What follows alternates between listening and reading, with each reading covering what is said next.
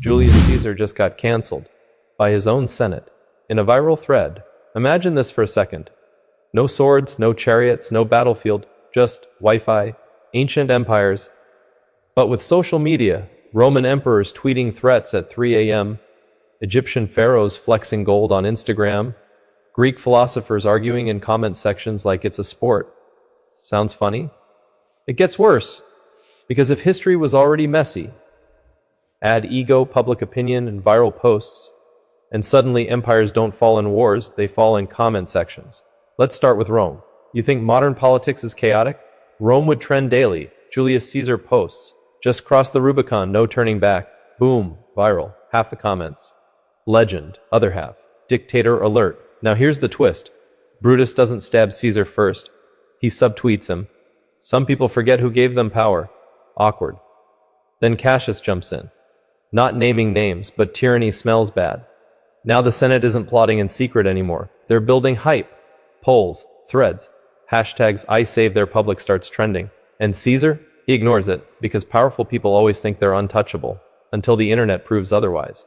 But ask yourself, what's more dangerous, a hidden conspiracy or a viral one?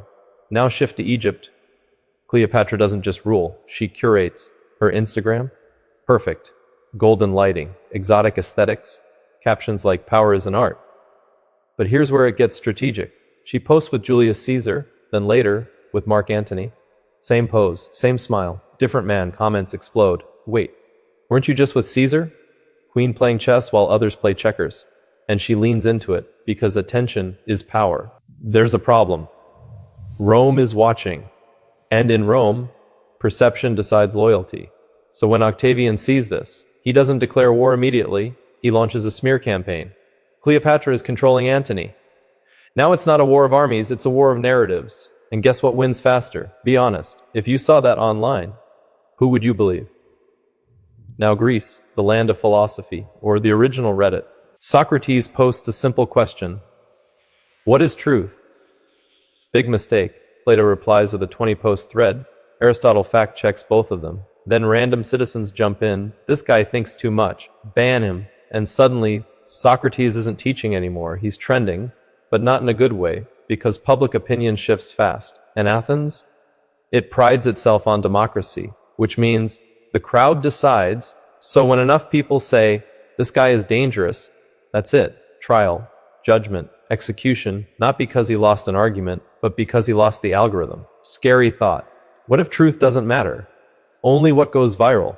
Now ancient China, different game entirely. Here, the emperor doesn't just use social media, he controls it. Posts criticizing the empire, deleted. Users spreading rumors, gone. Trending topics, carefully selected. Because the smartest rulers understand something most don't.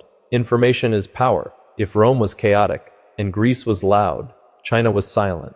But controlled silence is dangerous. Because when people can't speak openly, they start whispering, and whispers, they spread faster than posts.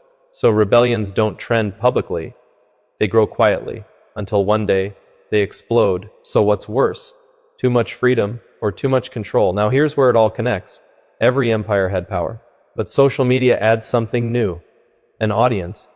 And once leaders perform for an audience, they stop making smart decisions. They start making popular ones.